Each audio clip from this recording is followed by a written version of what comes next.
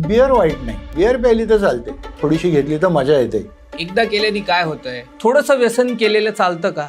चौघ जण प्यायला बसतात, चौथा जो असतो मला फारच छान एन्जॉय मिळाला असं करत करत पिणं हळूहळू वाढायला लागतं. मी कामावर दांड्या मारतोय, माझी नोकरी जायची शक्यता आहे, माझा व्यवसाय बुडायला लागलाय, त्यालाही कुठेतरी जाणीव असते. प्रत्येक व्यसनी माणूस वाईट असतोच असं नाही. व्यसनी माणूस असं नेमकं का वागतो, त्याचं नक्की काय होतं? काही लोक नाही होत ऍडिक्ट, हे कशामुळे होतं? प्रत्येक जण थोडी थोडी पिणारा व्यसनी होईलच असं नाही. एखाद्याला त्याची मर्यादा कळते, एखाद्याला तो एन्जॉय थोडक्यातच बरा वाटतो. जेव्हा आम्ही बघतो उदाहरणं, हिस्ट्री घेतानाच सांगतात, अख्ख्या गावात तुम्ही किंवा आमच्या आजूबाजूला विचारा की ह्याच्यासारखा देव माणूस कोणी नाही. व्यसनी माणसामुळे त्याच्या कुटुंबावर काय काय परिणाम होतात? पोलिसांनी तिला पकडून नेलं आणि त्या नशेच्या भरात ह्यांनी बाहेर जाऊन मारामाऱ्या केल्या म्हणून पोलिसांनी त्यालाही पकडून नेलं. आता प्रश्न असा राहिला की घरातल्या त्या 2 छोट्या मुलींचं करायचं काय?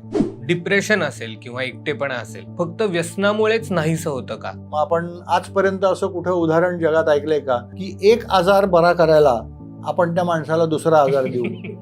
व्यसनासाठी लोक काय काय करू शकतात? त्याच्या बायकोचा फोन आला की ताबडतोब तुमच्या केंद्रातनं कोणाला तरी पाठवा. एक चौकभर सुद्धा अंतर गेले नसतील आणि तो त्या दारूच्या दुकानात घुसलाय.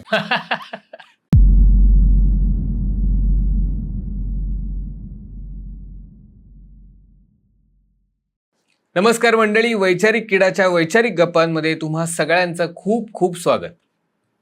गंमत म्हणून किंवा मज्जा म्हणून केलेल्या एखाद्या गोष्टीच्या लोक अचानक आहारी जायला लागतात. एकदा केल्याने काय होतंय असं म्हणता म्हणता त्या गोष्टीचं व्यसन कधी होतं ते त्यांना कधीच कळत नाही, आणि मग ते व्यसन करण्यासाठी त्यांना कुठलंही कारण पुरतं. दारू आणि इतर अंमली पदार्थ हे माणसाचं आयुष्य पूर्णपणे बर्बाद करून टाकतात. व्यसनी माणूस असं नेमकं का वागतो, त्याचं नक्की काय होतं, तो ह्या दुष्टचक्रातून बाहेर पडू शकतो का, थोडंसं व्यसन केलेलं चालतं का? अशा प्रश्नांची उत्तरं देण्यासाठी आज आपल्याकडे आलेले आहेत युनिक फाउंडेशनचे संचालक धनंजय मराठे. सर, तुमचं वैचारिक गप्पांमध्ये खूप खूप स्वागत. धन्यवाद. सर, मला सांगा, व्यसन म्हणजे नक्की काय असतं? व्यसन म्हणजे आपल्याला प्रत्येकाला काही ना काहीतरी सवय असते किंवा आवड असते. म्हणजे आपण उदाहरण घेतलं तर चहा पिणं असेल, कुठलीही सवय असते. पण ती सवय जेव्हा आपल्याला वारंवार करावीशी वाटते किंवा ते न केल्यामुळं आपल्याला अस्वस्थता, बेचैनी, त्रास होतो आणि ती करावीच लागते, त्याला व्यसन असं म्हणलं जातं. म्हणजे आपण जर दारू किंवा इतर व्यसनांच्या बाबतीत बघितलं तर बऱ्याच जणांना सवय असते की आठवड्यातनं 2-3 वेळा किंवा संध्याकाळी एकदा अशी थोड्या प्रमाणात व्यसन मद्यपान करायचं. पण ज्यावेळी माणसाला दुसऱ्या दिवशी सकाळी उठल्यावर पुन्हा एकदा ते व्यसन करायची इच्छा होते आणि ते जर मिळालं नाही तर अस्वस्थता निर्माण होते, बेचैनी निर्माण होते, त्रास होतो, तर आपण त्याला नक्की तो व्यसनाधीन झाला आहे हे म्हणू शकतो. हे व्यसन. व्यसनाची सुरुवात थोडंसं घेऊन करू इथनंच होते का शक्यतो? नाही, व्यसनाची सुरुवात असं म्हणता येणार नाही. जगामध्ये अनेक जण पिणारे आहेत, असं नाही आहे की फक्त व्यसनीच लोक आहेत. काही जण असे आहेत की आठवड्यातनं एकदाच घेणारे आहेत, काही जण महिन्यातनं एकदा घेणारे आहेत, काही जण असे आहेत की जे फक्त स्वतःच्या वाढदिवसाच्या दिवशी घेतात. हे म्हणजे व्यसनाचे काही प्रकार आहेत.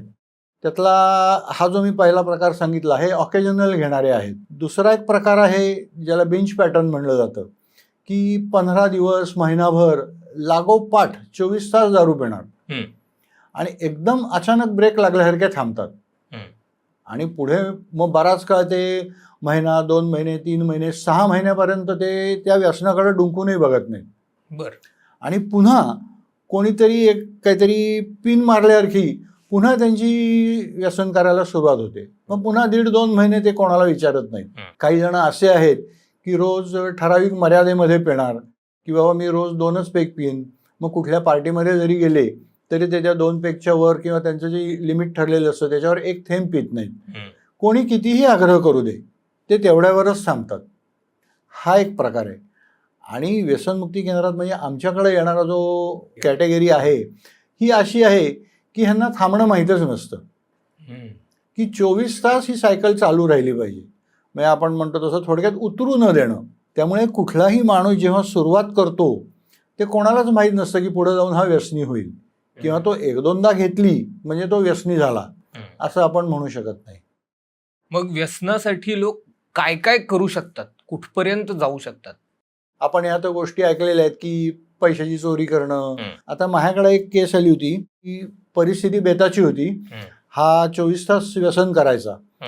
पण त्याची बायको जी होती बिचारी, ती लोकांकडं घरकाम करून कसं बसं घर चालवायची. 2 लहान मुलं होती, त्यांचं पालनपोषण संगोपन करणं पण तिच्यावरच पडलं होतं. तर तिने एक दिवशी घरामध्ये थोडंफार किराणा माल भरला होता आणि ह्याला व्यसन करायला पैसे हवे होते आणि तिच्याकडे पैसे नव्हते आणि ती काही केल्या ह्याला पैसे द्यायला तयार नव्हती. शेवटी तिची कामाची वेळ झाली म्हणून ती एका ठिकाणी घरकामाला निघून गेली. ह्यांनी काय केलं, तिने जेवढं किराणा माल भरून ठेवला होता त्या सगळ्या पिशव्या उचलल्या. ते सगळं किराणा माल त्याने दुसऱ्या दुकानदाराला जाऊन विकलं.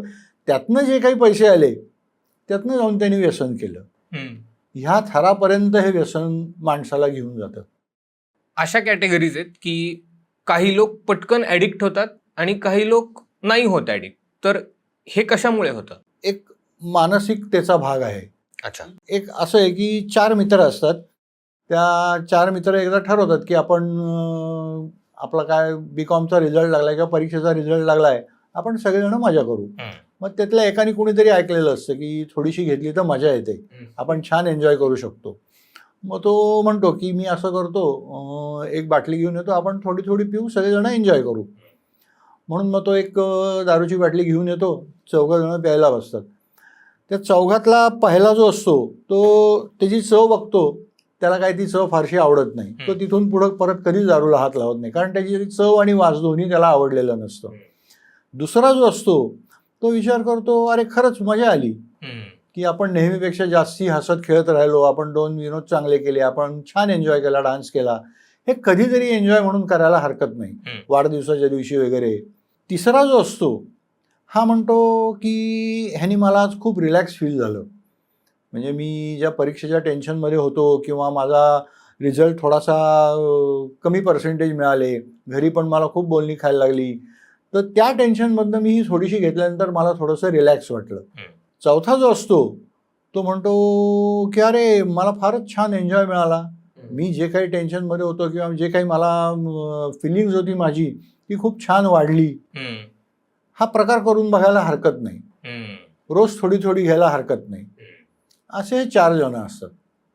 आता ह्यातला जो चौथा असतो हा काय करतो की त्याला तो एन्जॉय फारच आवडलेला असतो. मग एखाद दिवशी तो म्हणतो आज सुट्टी आहे, आज आपल्याला काहीच काम नाही आहे, मग आज आपण संध्याकाळी जो एन्जॉय करतो तो आज आपण सकाळी पण करून बघू, सकाळी एन्जॉय करता येतोय का बघू. म्हणून तो सकाळी थोडीशी प्यायचा प्रयत्न करतो, त्याला सकाळी पण छान एन्जॉय मिळतो. आणि त्याच्या डोक्यात काय बसतं की मी एवढीशी प्यायल्याने माझा एन्जॉय किंवा माझा कॉन्फिडन्स हे सगळं वाढतं. म्हणून मग तो काय करतो की दुपारी पण थोडीशी पिऊन बघतो. असं करत करत करत त्याचं पिणं हळूहळू वाढायला लागतं आणि मग नंतर सर्वात शेवटी काय होतं की त्याचा तो एन्जॉय हा बंद होऊन जातो आणि त्याची डिपेंडन्सी यायला लागते, तो त्याच्यावर अवलंबून राहायला लागतो. आणि मग मी जे मग म्हणलं की सकाळी घ्यायची आवश्यकता लागते, हा प्रकार सुरू होतो की सकाळी जर घेतली नाही तर हातपाय थरथरतात, भीती वाटायला लागते, रात्री घेतली नाही तर रात्री झोप येत नाही, भीतीदायक स्वप्न पडतात. ही जी पायरी आहे ही व्यसनाधीनता. त्यामुळे प्रत्येकजण थोडी थोडी पिणारा व्यसनी होईलच असं नाही.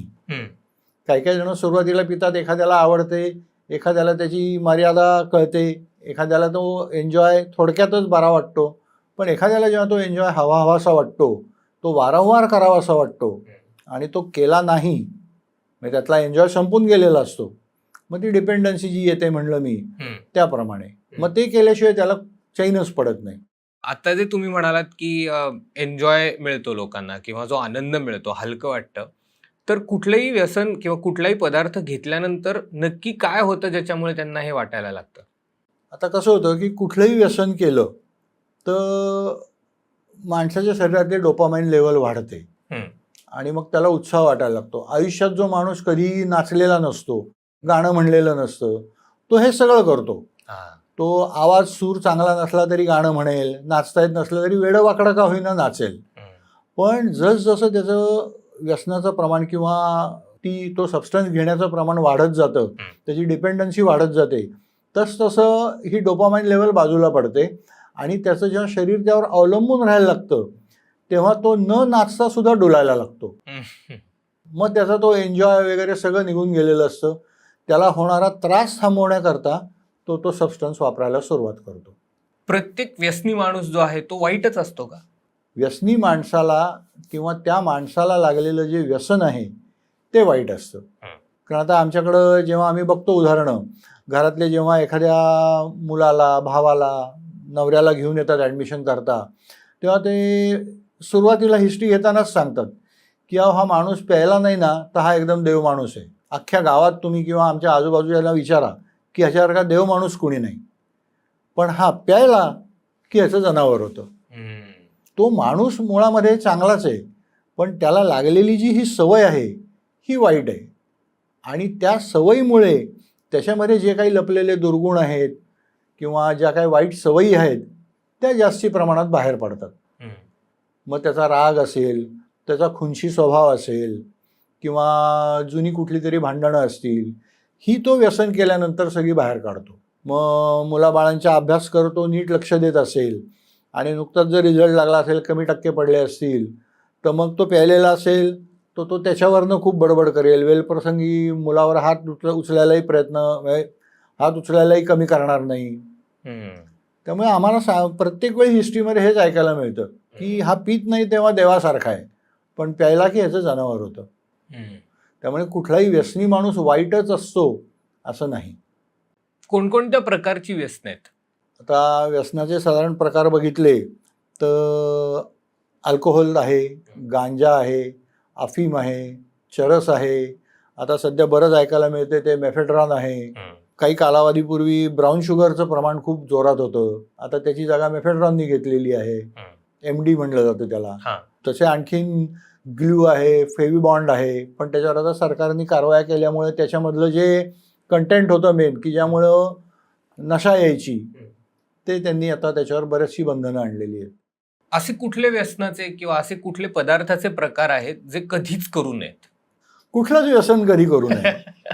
कुठल्या प्रकारचं व्यसन करू नये किंवा कुठल्या प्रकारचं व्यसन चांगलं.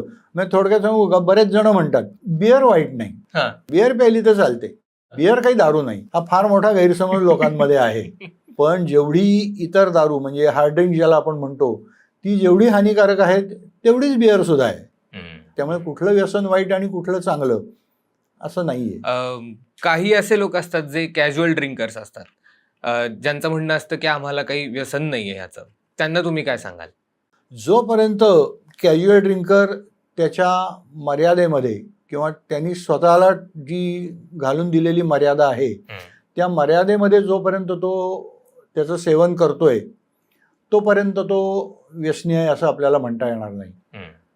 पण जेव्हा तो त्याची मर्यादा ओलांडतो, आणि मी सुरुवातीलाच सांगितलं त्याप्रमाणे, जेव्हा त्याला ती वारंवार करायची इच्छा निर्माण होते तेव्हा आपण त्याला व्यसनी म्हणू शकतो. बरं, पण तरी सुद्धा लोकांना असंच असतं की हा दारू पितो म्हणजे हा काय व्यसनीच आहे, किंवा कुठलाही इन जनरल माणूस असेल जो दारू पित असेल एखाद दोन वेळेला, त्याला जनरल लोक व्यसनी म्हणूनच कन्सिडर करतात. तर ह्याबद्दल तुम्ही काय सांगाल? लोकांचा दृष्टिकोन जो असतो, जे अजिबातच न पिणारे असतात किंवा ज्यांनी काही असे अनुभव घेतलेले असतात की बाबा रस्त्यात पडलेला माणूस बघितलाय, तो दारू प्यायलेला आहे, तर त्या लोकांचा ह्या लोकांकडे बघण्याचा पण दृष्टिकोन असा असू शकतो की भले हा घरात बसून पितोय, हा कुठं बाहेर येऊन दंगा करत नाहीये, पण तो कुठला तरी सबस्टन्स वापरतोय म्हणजे तो व्यसनीच आहे. हा लोकांचा दृष्टिकोन आहे. कारण लोकांना व्यसनाबद्दल अजून तेवढी जागृती फारशी निर्माण झालेली नव्हती काही काळापर्यंत, पण आता हा दृष्टिकोन पण लोकांचा बदलताना दिसतोय. एखाद्या व्यसनामुळे किंवा एखाद्या व्यसनी माणसामुळे त्याच्या कुटुंबावर काय काय परिणाम होतात? सगळ्यात जास्ती परिणाम कोणावर होतात? तो कुटुंबावर.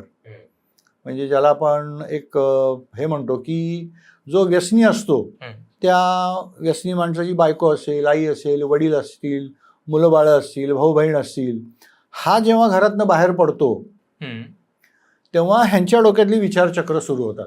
हा परत कधी येईल तेव्हा त्याला कुठं लागलं नसेल ना, कुठं पडला नसेल ना, कोणाशी भांडणं करणार नाही ना, किती पिऊन येईल, घरामध्ये कोणाला मारहाण करणार नाही ना. म्हणजे व्यसन करणारी व्यक्ती बाहेर गेलेली असते, पण त्याचे विचार हे घरातल्यांच्या डोक्यामध्ये सतत चालू असतात. आणि घरच्यांवर परिणाम हाच होतो की मुलांमध्ये शिक्षणावर परिणाम होतो, घरातली आर्थिक परिस्थिती खालावते. कारण घरामध्ये येणारा पैसा तो जो कमवत असेल तर व्यसनामुळे त्याची नोकरी गेलेली असते. मग घरातले आई वडील रिटायर झालेले असतात, त्यांच्यावर जबाबदाऱ्या वाढतात. एक केस होती अशीच की वडिलांनी सुरू करून दोन्ही मुलांच्या हातामध्ये व्यवसाय दिला होता. हळूहळू त्यांनी तो व्यवसाय इतका छान डेव्हलप केला की म्हणजे मोठ्या भावाला फक्त बाहेरनं ऑर्डर्स आणणं आणि बाकीच्या सगळ्या ह्यांनी पूर्ण करणं किंवा काही सुधारणा करायच्या असतील तर हे सगळं तो करत होता. आणि हे करत असताना त्याच्या आयुष्यामध्ये दारू आली आणि मग मी सांगितलं तसं तो हळूहळू हळूहळू त्याच्या आहारी गेला. आणि शेवटी परिस्थिती अशी आली की भावानी त्याला सांगितलं की तू काही करू नकोस, पण तू व्यवसायाच्या ठिकाणी येऊ नकोस, तू घरी बस, मी घरी बसून तुला पैसे देतो, तुझं संपूर्ण कुटुंब मी चालवतो, पण तू व्यवसायाच्या ठिकाणी येऊ नकोस. तरी ह्याला ते राहत नव्हतं. जुनं सगळं त्यांनीच ते उभं मोठं केलं होतं, त्यामुळे तो वारंवार जायचा. मग तिथं जाऊन भांडणं व्हायची, काही कामगार सोडून गेले. ह्या सगळ्याचा परिणाम असा झाला की भावानी त्याला व्यवसायातनं बेदखल केलं. म्हणजे एक चांगलं कुटुंब पूर्णपणे वेगळं झालं. काही लोक असं म्हणतात की कधीतरी पिण्याने काही होत नाही, किंवा काही असंही म्हणतात की शरीरासाठी सुद्धा चांगलं असतं. तर लोकांच्या ह्या समजुतीबद्दल तुम्ही काय सांगाल? आता लोक बरेचदा हे दाखले देतात की इंटरनेटवर किंवा कुठेतरी एखाद्या डॉक्टरची क्लिप दाखवतात, बघा हे डॉक्टर सांगतायत की रोज घेतली तरी चालेल, मग मी रोज घ्यायला हरकत नाही. पण ते डॉक्टर जेव्हा सांगतात तेव्हा त्यांनी एक ठराविक प्रमाण दिलेलं असतं. आणि ते प्रमाण देताना सुद्धा की प्रत्येक देशामधलं हवामान कसं आहे, तुमची लाईफस्टाईल कशी आहे, त्यानुसार त्यांनी ते प्रमाण ठरवून दिलेलं असतं. पण आपली ही हुशार माणसं काय करतात की डॉक्टरनी सांगितले रोज घेतली तरी चालेल. अरे पण ती किती घेतली पाहिजे, कुठल्या वेळेला घेतली पाहिजे, हे आपण लक्षात घेणं महत्त्वाचं आहे. आणि दुसरी गोष्ट अशी आहे की आपण बरेचदा आपली तुलना बाहेरच्या देशातल्या लोकांशी करतो. की आपण सिनेमामधनं वगैरे बघतो की ते कुठेही कोणाला भेटायला गेले की पहिल्यांदी दारूचा ग्लास पुढे केला जातो. मग आपल्याकडं तसं का नाही, आपण का तसं करायचं नाही? ज्या गोष्टी आपल्याकडं आवश्यक नाही आहेत की आपण एकमेकांकडे गेलो, मी तुझ्याकडे आलो किंवा तू माझ्याकडे आलास तर मी आल्या तुला दारूचा ग्लास देणं हे आपल्याकडं नाही आहे. मी तुला पाणी विचारणं किंवा चहा पिणार का विचारणं हे योग्य आहे. पण दुसरी आणखीन एक गोष्ट महत्त्वाची म्हणजे की बरेचदा असं होतं की 4-5 मित्र बसलेले असतात, एखादा न पिणारा असेल तर एक जण म्हणतो त्याला की बाबा तू ठीक आहे बाबा, तू ही हार्ड ड्रिंक्स किंवा विस्की रम असं काही पिऊ नको, तू बिअर पी, बिअर काय दारू नाही आहे, बिअरने उलट तुझी तब्येत सुधारेल. हा एक गैरसमज आपल्याकडं खूप आहे की बिअरनी तब्येत सुधारते. म्हणून जर बिअरनी तब्येत सुधारते म्हणून जर तो माणूस 24 तास जर बिअरच प्यायला लागला तर शेवटी काय होणार आहे, त्याची डिपेंडन्सी येणारच आहे. तब्येत सुधारणं लांबच राहिलं, त्याचं जेवण खाणे बंद होणार आहे. डिप्रेशन असेल किंवा एकटेपणा असेल तर हे फक्त व्यसनामुळेच नाहीसं होतं का? कारण असं ऐकण्यात येतं बऱ्याचदा व्यसनी माणूस हेच कारण देतो की ह्याच्यामुळे मला व्यसन लागलंय. मग आपण आजपर्यंत असं कुठं उदाहरण जगात ऐकलंय का की एक आजार बरा करायला आपण त्या माणसाला दुसरा आजार देऊ? असं कुठंच नाहीये. डिप्रेशन आणि एकटेपणा ह्या बरेचदा गोष्टी आहेत ना पहिल्यापासून असतात. म्हणजे डिप्रेशनची सुरुवात बरेचदा आपल्याला नीट अभ्यास केला तर ती आधीपासून दिसत असते. एकटेपणा माणूस आपल्याला आधीपासून कळत असतो की हा एकटा एकटा राहतोय. पण बरेचदा असं बघायला मिळतं की व्यसनाधीनतेमुळे डिप्रेशन आणि एकटेपणा हे आजार जास्ती वाढलेले दिसतात. कारण जेव्हा माणूस व्यसनाधीनतेच्या पायरीवर पोचतो तेव्हा तो शक्यतो एकटाच राहायला लागतो. तो जेव्हा दारू प्यायला जातो किंवा व्यसन करायला जातो, पूर्वी जो ग्रुपमध्ये जात होता तो आता ग्रुपला मित्रांना टाळायला लागलेला असतो. तो एकटाच जातो, पटकन जाऊन पटकन घरात येतो. त्यामुळे तो एकटेपणा, त्याच्यानंतर डिप्रेशन का, तर मी एक भावना मनामध्ये असते की मी काहीच करू शकत नाही आहे.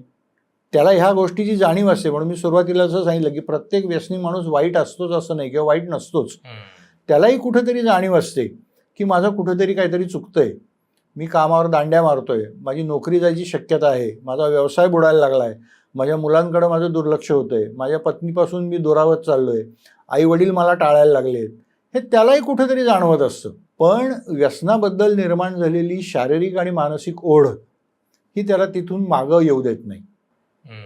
डिप्रेशन, एकटेपणा हा व्यसनामुळं बंद होईल हा पण एक गैरसमज आहे. उलट तो असेल सुरुवातीपासून तर तो आणखीन वाढेल, आणि नसेल तर तो निर्माण व्हायची व्यसनामुळे जास्ती शक्यता असते. फक्त विल पॉवरमुळे एखाद्याचं व्यसन सुटणं शक्य आहे का? का त्याला कंपल्सरी डिॲडिक्शन सेंटरमध्येच यावं लागतं? प्रत्येक व्यसनी माणसाला असं वाटत असतं की माझं हे कुठेतरी थांबलं पाहिजे, पण ते थांबण्याकरता त्याला कुठलाही मार्ग मिळत नसतो. म्हणजे व्यसन थांबवलं किंवा एखाद वेळेस त्याला प्यायला मिळाली नाही वेळ झाल्यानंतर, तर त्याला होणारा जो शारीरिक आणि मानसिक त्रास असतो हा त्याच्याशिवाय कोणाला कळत नसतो. आणि परत थोडीशी घेतली की त्याला होणारा शारीरिक आणि मानसिक त्रास, दोन्ही त्रास थांबतात. त्यामुळे तो ह्या सायकलमध्ये अडकलेला असतो. आता जेव्हा त्याची ही इच्छा आहे की मनातनं त्याला वाटत असतं की मला हे कुठेतरी थांबवायचंय पण मार्ग मिळत नाहीये, मग कोणीतरी त्याला मित्र सांगतो की अरे बाबा असं करू नको, बराच समजावून सांगायचा प्रयत्न करतो, आणि जवळचा मित्र असल्यामुळे तो ऐकतो पण त्याचं, आणि काही काळ त्याचं व्यसन थांबतं. पण हा काही काळ जो असतो ह्याच्यामध्ये त्याच्या आजूबाजूची परिस्थिती असते ती फारशी बदललेली नसते. कारण 8 दिवस तो थांबला म्हणजे तो पूर्ण यातनं बाहेर आला असा प्रकार नसतो. समाजाला किंवा लोकांना माहिती असतं हा 8 दिवस नाटकं करेल, 9व्या दिवशी परत पहिल्यासारखी त्याची सुरुवात होणार. त्यामुळे लोकांचा दृष्टिकोन त्याच्याकडे बघण्याचा पहिल्यासारखाच असतो, त्यामुळे परत तो ह्या गोष्टीकडे वळतो. आता ह्याच्यामध्ये विल पॉवर जे आपण म्हणतोय की विल पॉवर हे निश्चित आवश्यक आहे, पण त्याची विल पॉवर जागृत करणं आणि ती तेवढी मजबूत करणं हे काम व्यसनमुक्ती केंद्रामध्ये होतं. वेगवेगळे उपचार, वेगवेगळ्या थेरपीज, काउन्सिलिंग सेशन्स ह्याच्यामधनं हे काम केलं जातं की त्याची जी थोडीशी इच्छा आहे ती कशी वाढवता येईल आणि ती वाढवून ती बराच काळ कशी टिकवता येईल याच्यावर काम केलं जातं. व्यसन किती वाईट आहे ह्याची तुम्ही काय उदाहरणं देऊ शकता का? ते किती म्हणजे त्याला काही प्रमाण आहे असं काही नाहीये. कारण व्यसनी माणूस आपण कधी म्हणतो की जेव्हा त्याचं खूप काही नुकसान झालेलं असतं, शारीरिक, आर्थिक, मानसिक, कौटुंबिक, सामाजिक, यातलं कुठलं ना कुठलं तरी त्याचं नुकसान नक्की झालेलं असतं. असं आपल्याला उदाहरण कुठंच बघायला मिळत नाही की भरपूर व्यसनी आहे आणि त्यांनी प्रगती केलेली आहे, किंवा व्यसन करतोय आणि त्याची प्रगती झालेली आहे. त्यामुळे व्यसन किती वाईट आणि कसं वाईट हे अशी एक काही आपल्याला हे ठरव. व्यसन हे वाईटच आहे. तुमच्याकडे खूप धक्कादायक किंवा खूप कठीण असलेली आलेली केस कुठली आहे? थोड्याशा बाहेरच्या वस्तीत राहणारी एक फॅमिली होती. त्यातला जो नवरा होता त्याला दारूचं व्यसन होतं. हा एकटाच जो काय मोलमजुरी करायचा, एका कंत्राटदाराकडे तो कामाला होता. ते रोजचे जे काय त्याला 500-700 रुपये मिळायचे त्यातले दिले तर 100-150 रुपये घरात द्यायचा. 2 लहान मुली होत्या त्याला, आहेत म्हणजे, ते द्यायचा आणि उरलेले पैसे तो त्याच्या दारूमध्ये घालवत होता. तर त्या एरियामध्ये काही ठिकाणी अवैध धंदे होते. त्याच्या बायकोला कोणीतरी त्यातल्या एका व्यवसायाची माहिती दिली की तू अशा प्रकारे जर लपून छपून केलंस तर तुझ्या घराला थोडा हातभार लागेल. म्हणून तिने त्या अवैध धंद्यांपैकी एक धंदा छोट्या प्रमाणावर करायला सुरुवात केली आणि त्यातनं तिला बऱ्यापैकी उत्पन्न मिळायला लागलं. म्हणजे तिचा घर खर्च भागायला लागला, छोट्या मुलींची हौसमौज भागायला लागली, आणि मध्यंतरीच्या काळामध्ये त्या पूर्ण वस्तीवरच पोलिसांची धाड पडली. आणि त्याच हिच्याकडं काही ते जे अवैध त्या गोष्टी विकत होती त्या तिच्याकडं सापडल्या आणि पोलिसांनी तिला पकडून नेलं. ह्याला जसं हे कळलं तसं हा जो पीत होता ह्याच्या पिण्याचं प्रमाण आणखीन वाढलं, आणि त्या नशेच्या भरात ह्यांनी बाहेर जाऊन मारामाऱ्या केल्या. आणि मारामाऱ्या केल्या आणि त्या मारामाऱ्या करत असताना त्यांनी कोणावर तरी प्राणघातक हल्ला केला, म्हणून पोलिसांनी त्यालाही पकडून नेलं. आता प्रश्न असा राहिला की घरातल्या त्या 2 छोट्या मुलींचं करायचं काय, कारण त्या अगदीच लहान होत्या आणि त्यांच्याकडे देखभाल करणारं बघणारं दुसरं कोणीच नाही. मग ह्याच्यामध्ये पोलिसांनी थोडं सहकार्य करून त्याचे कोण नातेवाईक आहेत इकडे तिकडे त्यांचा तपास घेऊन मग शेवटी त्याची बहीण आणि तिच्या बहिणीचे मिस्टर ते त्यांच्या इथे येऊन राहिले. आता ते त्या दोघी छोट्या मुलींचा सांभाळ करतायत आणि हे दोघं नवरा बायको वेगवेगळ्या ठिकाणी तुरुंगात आहेत. ओके. स्त्रियांबद्दल आपण असं फार ऐकत नाही किंवा अशा केसेस कधी सापडत नाहीत आपल्याला. तर असं आहे का की पुरुषच व्यसनाच्या आहारी जास्त जातात आणि स्त्रिया तेवढ्या जात नाहीत? आपण पुरुषच व्यसनी असतात असं किंवा स्त्रिया कमी असतात असं का म्हणतो? कारण आपण रस्त्याने कुठेही चालताना बघितलं तर आपल्याला कोणीतरी माणूस पडलेला दिसतो तर आपण पटकन म्हणतो पिऊन पडलेला दिसतोय.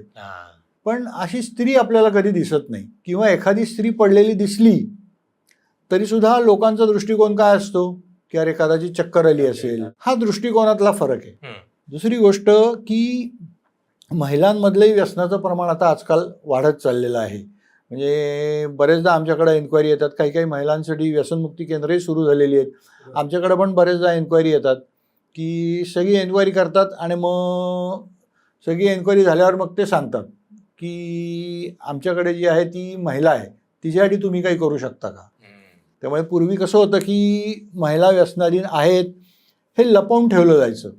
पण आता तिथं सुद्धा बऱ्याच प्रमाणात लोकांमध्ये जागृती आलेली आहे की व्यसनाधीनता ही महिलांमध्ये पण आहे. जो त्रास पुरुषाला होतो किंवा जे नुकसान पुरुषाचं होतं तेच महिलेचं पण होतं. तिलाही उपचारांची गरज आहे. ती पण ह्यातनं बाहेर पडायचा प्रयत्न करू शकते. त्यामुळे आता महिलांची उपचार केंद्र सुद्धा सुरू झालेली आहेत. क्लास डिफरन्सिएशनमुळे व्यसनामध्ये काही फरक पडतो का? नाही, काहीच फरक पडत नाही. कारण कुठल्याही क्लासमध्ये गेलो आपण तरी व्यसन करायच्या पद्धती किंवा ज्या गोष्टींचं व्यसन केलं जातं त्या गोष्टींचा दर्जा फार फार तर बदलतो. पण व्यसनाधीनता दोन्हीकडे सारखीच आहे. किंबहुना व्यसनाधीनता दोन्हीकडे आहे. त्याच्यामध्ये आपण असा फरक नाही करू शकत की एका क्लासमध्ये व्यसन खूप आहे आणि एका क्लासमध्ये व्यसन खूप कमी आहे. तसं काही नाही आहे. महिलांमध्ये बघितलं तर सर्रास आपण जाता येता बघू शकतो. म्हणजे बघायला मिळतं की पानपट्टीवरती मुलगी जाऊन उभी राहते. पानपट्टीवाल्याला माहिती असतं तिचा ब्रँड कुठला आहे. तो बाकीची गिऱ्हाईकं बाजूला ठेवून पटकन तिला तिचं ब्रँडचं पाकिट देऊन पहिलं तिला मोकळं करतो. काही काही ठिकाणी वाईनशॉपमध्ये सुद्धा आपल्याला स्त्रिया जाऊन बिंदास त्यांचा जो कुठला ब्रँड असेल तो घेताना दिसतात. व्यसनमुक्ती केंद्रामध्ये लोकांना खूप चुकीची वागणूक दिली जाते असं ऐकण्यात येतं. तर हे कितपत खरं आहे? पूर्वी लोकांचे व्यसनमुक्ती केंद्राबद्दलचे खूप गैरसमज होते की व्यसनमुक्ती केंद्र म्हणजे जेल. तिथं आतमध्ये नेतात, बांधून ठेवतात, जेवायला देत नाहीत. असा पूर्वी लोकांचा बराच गैरसमज होता व्यसनमुक्ती केंद्रांबद्दल. सध्या तो कमी होताना दिसतोय. हा जो तू प्रश्न विचारलास की पेशंटला त्रास दिला जातो किंवा मारहाण होते हे प्रकार घडत असावेत पण सरसकट असं नसतं.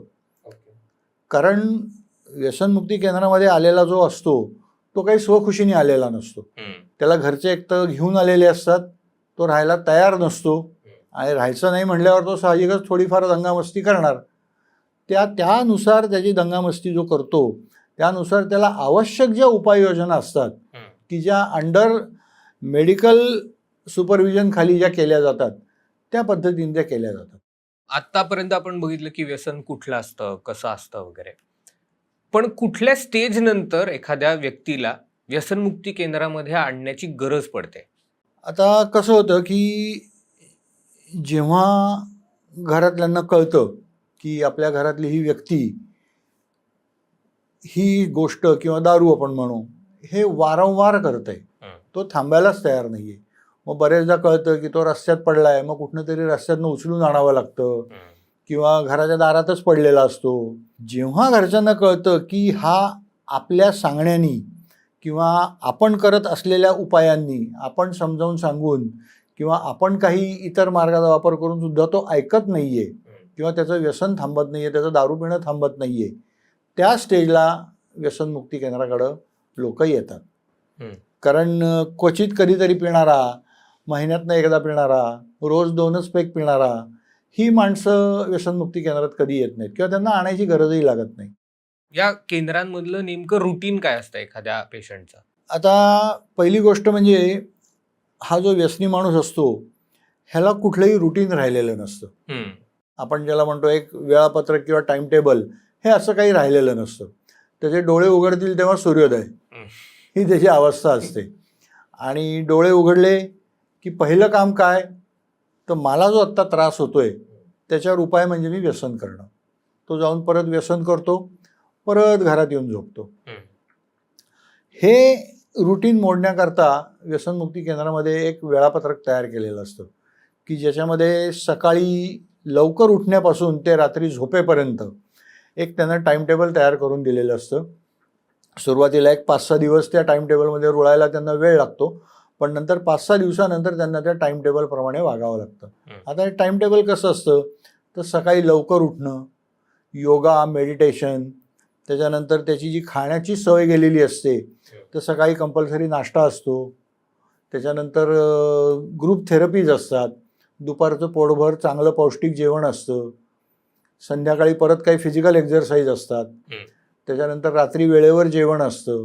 व्यसन बंद झाल्यानंतर त्या व्यक्तीमध्ये सगळ्यात पहिली महत्त्वाची कुठली सुधारणा होत असते तर त्याला भूक लागायला लागते.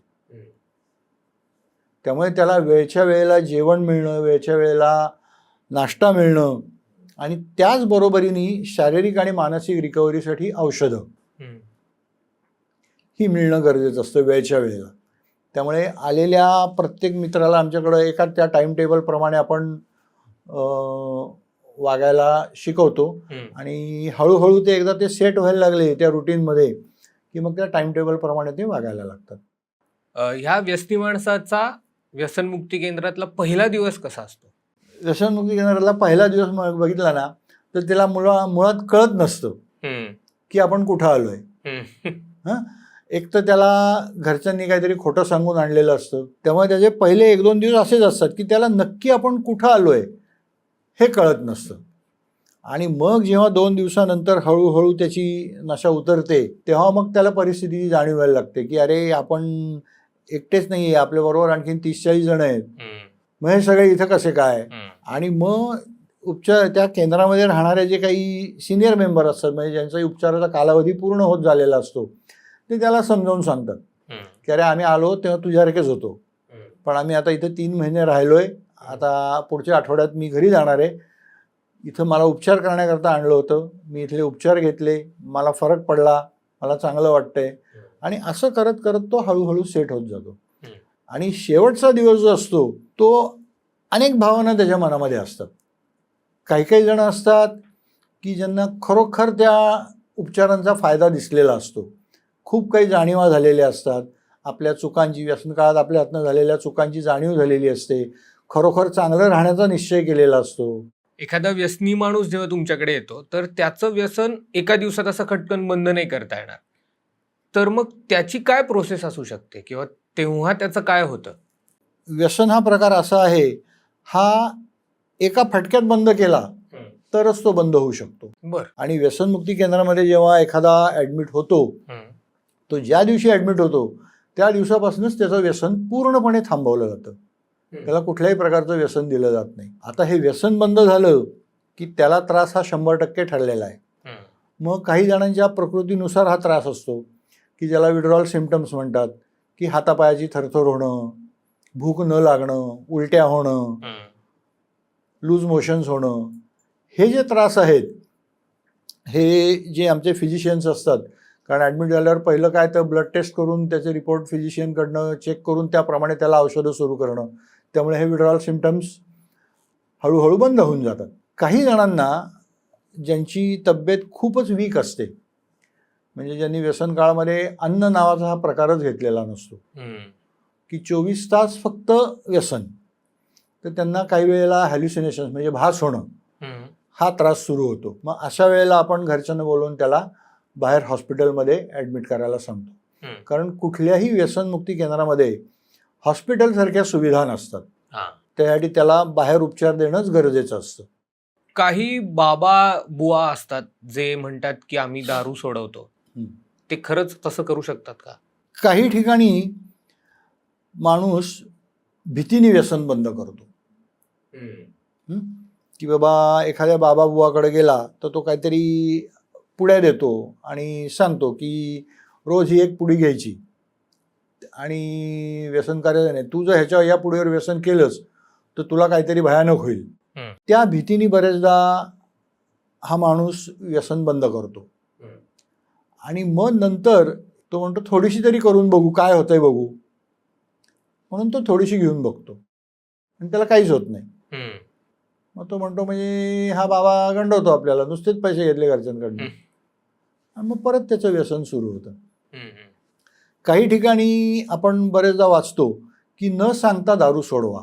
एक औषध आहे की ज्याला सायकॅट्रिस्ट शिवाय कोणीही प्रिस्क्राईब करू शकत नाही, कारण त्याच्यावर जर दारू प्यायली, व्यसन केलं तर त्याचे जे साईड इफेक्ट आहेत ते खूप भयानक असतात.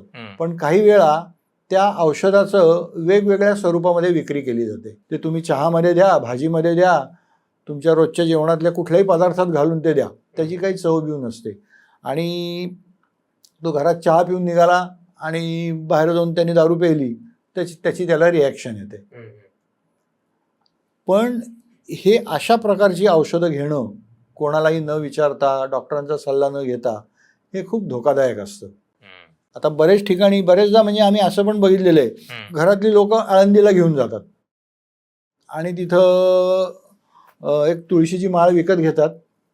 तो तिथला पुजारी, गुरव, भगत आपण जे काय म्हणतो ते, तो तिथं माऊलींच्या समाधीवर त्याला डोकं ठेवायला सांगतो आणि डोकं ठेवून झालं की त्याच्या गळ्यात ती माळ घालतो आणि त्याला सांगतो, बघ तू माऊलींच्या वाया पडलायस, आजपासून तुझी दारू बंद. आणि खरोखरच त्याचं व्यसन बंद होतं. ही अशी उदाहरणं बघितलेली आहेत.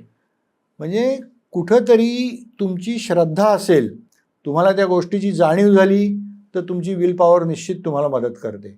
रिहॅबमध्ये आलेल्या पेशंट्सचं व्यसन 100% सुटतं का? चांगला प्रश्न आहे हा. कारण आमच्याकडं जेव्हा ॲडमिशनला घरचे येतात तेव्हा पहिला प्रश्न त्यांचा हा असतो की तुम्ही म्हणताय तसं तुमचा जो कालावधी आहे आम्ही ठेवू, पण आम्हाला 100% गॅरंटी देणार का की आमच्या माणसाची दारू सुटेल? तर जगामधलं कुठलंही व्यसनमुक्ती केंद्र तुम्हाला अशी गॅरंटी देत नाही की 100% व्यसन सुटेल. कारण मुळामध्ये कुठलंही व्यसन कधीही सुटत नाही, ते बंद होतं, ते थांबतं. आणि जोपर्यंत जे उपचार व्यसनमुक्ती केंद्रामध्ये दिले जातात, जी काउन्सिलिंग सेशन्स असतात, ज्या ग्रुप थेरपीज असतात, जी काही गरज असेल तर मानसोपचार तज्ज्ञाची मदत घेऊन औषधं सुरू केलेली असतात, जोपर्यंत सायकॅट्रिस्ट सांगत नाही तोपर्यंत ती औषधं घ्यावी लागतात. आणि जोपर्यंत आपण दिलेले जे उपचार आहेत, म्हणजे काउन्सिलिंग आहे, ग्रुप थेरपीज आहेत, हे तो जोपर्यंत फॉलो करेल किंवा जोपर्यंत त्याला एक प्रोग्राम सांगितला जातो की व्यसनमुक्ती केंद्रातनं बाहेर गेल्यावर सुद्धा तू फॉलोअपमध्ये राहायचंस. कारण फॉलोअपमध्ये राहायचं म्हणजे काय, तर तू सेंटरला येऊन व्हिजिट कर, काउन्सिलरशी संपर्कात राहा, कारण फॉलोअप हा सुद्धा ट्रीटमेंटचाच भाग आहे. जोपर्यंत तो ह्या गोष्टी करतोय तोपर्यंत तो ह्या व्यसनापासून नक्की लांब राहील. पण याचा अर्थ असा नाही की तो एकदा व्यसनमुक्ती केंद्रातनं बाहेर पडला तर तो कायमस्वरूपी मोकळा, म्हणजे व्यसनातनं बाहेर पडला. आमच्याकडे अशी अनेक उदाहरणं आहेत की ज्यांच्या 2-2, 3-3 वेळा ॲडमिशन करायला लागले आहेत. आपल्या व्यसनमुक्ती केंद्रात एक जण दाखल केलं, त्याला त्याच्या पत्नीने त्याला ॲडमिट केलं होतं आणि राहिला 3 महिने एकदम छान राहिला. मग नंतर त्याची पत्नी आणि पत्नीचा भाऊ असे दोघं जण त्याला रिक्षा करून घ्यायला आले होते. एक चौकभर सुद्धा अंतर गेले नसतील, त्याच्या बायकोचा फोन आला की ताबडतोब तुमच्या केंद्रातनं कोणाला तरी पाठवा. चौकातच रिक्षा अडवली, त्याला चौकातच दारूचं दुकान दिसलं आणि तो त्या दारूच्या दुकानात घुसलाय. आणि अक्षरशः आमच्या सेंटरमधनं दोघं जण गेले, त्याला त्या दुकानातनं तो बाहेर आला, त्याला परत घेतलं, परत आणून केंद्रामध्ये दाखल करून घेतलं.